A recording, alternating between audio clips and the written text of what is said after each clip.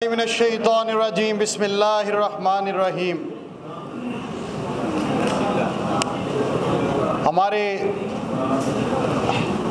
हम शुक्रगुजार हैं लाहौर हाई कोर्ट बार और इसकी कैबिनेट के और बाकी तमाम दोस्तों के कि आज यहाँ पर इस हाउस का इनेकाद किया गया है। लाहौर बार और लाहौर हाई कोर्ट बार का जॉइंट सेशन है, तो इससे आपको वाज़े होता है कि हमारी दोनों बार्स और इसका ऐलान सुप्रीम कोर्ट बार पे किया गया था, तो आपको पता होना चाहिए कि तीनों बार्स आपकी एक पेज पर होकर हमें अप्रिशिएट करना चाहिए कि सिर्फ ये लीगल फ्रेटर्निटी है जो अपनी आवाज़ बुलंद कर रही है। इसके अलावा मुल्क में ये काम तो पॉलिटिकल पार्टीज़ का है, ये काम पॉलिटिकल पार्टीज़ का है, उनके बेनिफिट्स उठाने वालों का है कि इस वक्त खड़े होते और आवाज़ उठाते। ये काम बाकी एसोसिएशंस का है। बजाय कि हमें इस बारे में ऑप्टिमिस्टिक रहना चाहिए कि हमारी बार्स ही वो वाहद ताकत हैं जो इस घुटन के माहौल में भी आज इस मामले को उठा के चल रही हैं। और ऐसा कभी नहीं हुआ कि बार्स में हमारे ग्रुप्स हैं, इलेक्शन भी होते हैं, इख्तिलाफ राय भी होता है, मगर एक बात याद रखें, हमारी बार का इंडिविजुअल गलत हो सकता है, कभी बार गलत नहीं होती। कभी बार का जनरल हाउस गलत नहीं होता, कभी बार की आवाज़ गलत नहीं होती। 2007 में भी ऐसी चीज़ें थी, मगर बार की आवाज़ ना कोई रोक सका है, ना कोई रोक सकता है, वो किसी भी ओहदे पर बैठा हो। और अल्हम्दुलिल्लाह हमारी बार्स इसी चीज़ को आगे लेके चल रही हैं। और हर इदारा जो इस मुल्क का है उसका एक काम है। पुलिस का काम है, वो चाहे मारती है मुल्ज़िमों को, टॉर्चर करती है, उनका काम है। एक फिनांस डिपार्टमेंट है, उनका काम कैश का है, मुल्क का आपका बजट बनाना या बाकी। आज तक मुझे एक चीज़ की सिर्फ समझ नहीं आई, हमारी जुडिशरी का क्या काम है। हमने तो यही सुना था इनका काम इंसाफ देना है, मगर यहाँ पर तो जिस वक्त से हम आए हैं, जिसके पास केस फाइल करते हैं उसी के पास भेज देते हैं, चले जी डायरेक्शन। और जिसमें दिहाड़ियाँ लगी हों वो शुगर मिलने की जो है वो पकड़ के चीनी 100 से 200 रुपये हो जाती है। मैं दोनों चीफ जस्टिस से सिर्फ एक सवाल करता हूं, इसकी जिम्मेदार जो आज मुल्क में हो रहा है सिर्फ जुडिशरी है। इनका काम है मुल्क के अंदर चीजें मेंटेन करना। अस्करी इदारों और पुलिस, इनका काम यही है, इनको ट्रेनिंग ही ये है। मगर इदारा जुडिशरी किस लिए बनाया गया? उनको भी अपनी लिमिट्स में जुडिशरी ने रखना है। आज इनका काम सिर्फ एक है, ये जिस दिन जज बनते हैं उस दिन के बाद इनका चैम्बर किस लिए चलता है, हमें सिर्फ इस चीज का जवाब दे दें। उसके बाद इनका काम है कि चैम्बर चलाएं।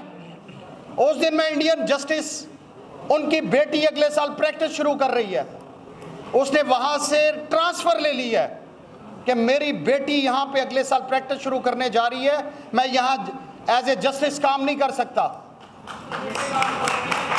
मिस्टर चीफ जस्टिस लाहौर, मैं आपको चैलेंज करता हूं, जितने आपके जजेस के किथन किन प्रैक्टिस कर रहे हैं, मुझे आज तक नहीं समझ आई। ये जो हमारे यंगस्टर भाई हैं, ये तो कैबिनेट को कहते हैं ना आप ऐसे करते हैं, असल हकीकत तो इन्हें पता ही नहीं है। आपके किथन किन और बच्चों के केसेस 90% सक्सेस रेट कैसे होता है, हमें तो आज तक ये समझ नहीं है आपकी।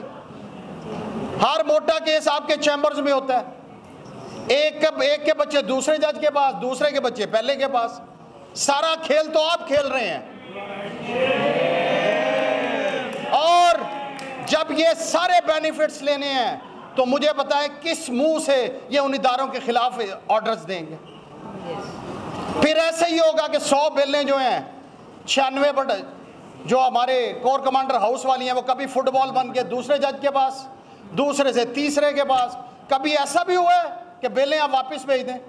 आपका अगर सेक्शन ऐड हुए थे, आप कहते हैं यहां पर लिख लें, हाथ से लिख लें, उसके बाद वही ATC के जज साहब आपने फिर रिमांड पे भेज दिया। इन्वेस्टिगेशन सेक्शंस की नहीं, केस की होती है। तो जो हमारी जुडिशरी कर रही है, CJP साहब हमें आपसे बड़ी तवक्कुआत है, मगर एक हफ्ता आपको भी गुजर गया है। आपने भी, हमें सिर्फ ये लाइव कवरेज नहीं चाहिए, हमें लाइव इंसाफ चाहिए।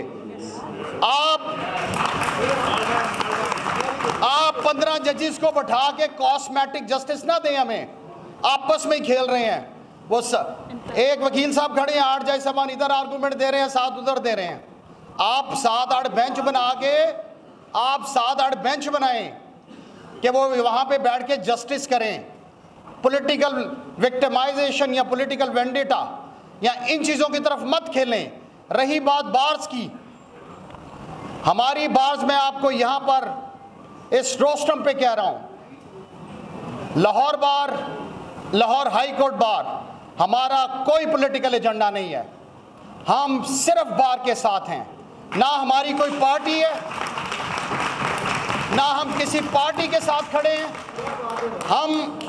मैं जिस तरह मेरा भाई अभी कह रहा था, मैं फैसल की बात को ही आगे बढ़ा लेता हूं। मैं यहां पर बतौर सदर लाहौर बार दोनों ग्रुपों के बड़ों को दावत देता हूं कि अगली जुमेरात को हम लाहौर बार में इजलास रखते हैं, दोनों आ जाएं।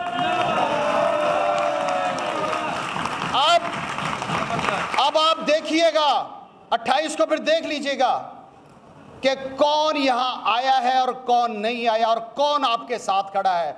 ये फैसला जिस दिन आपने, हम भी ये काम गलत करते हैं, हम अपने ग्रुपों को वोट देते हैं, हम ये नहीं देखते कि कास के साथ कौन खड़ा है।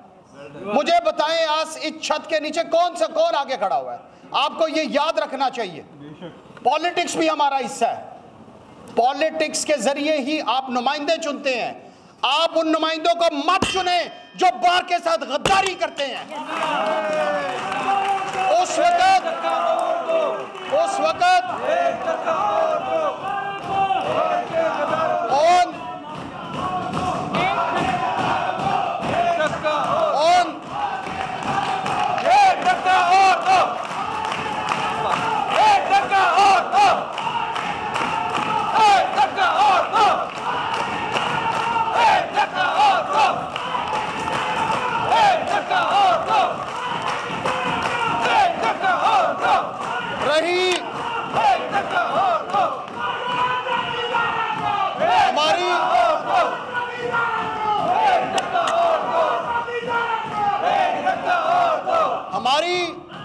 हमारी ये मूव, हमारी ये तहरीक, हमारी ये इजलास किसी पॉलिटिकल पार्टी के लिए नहीं है।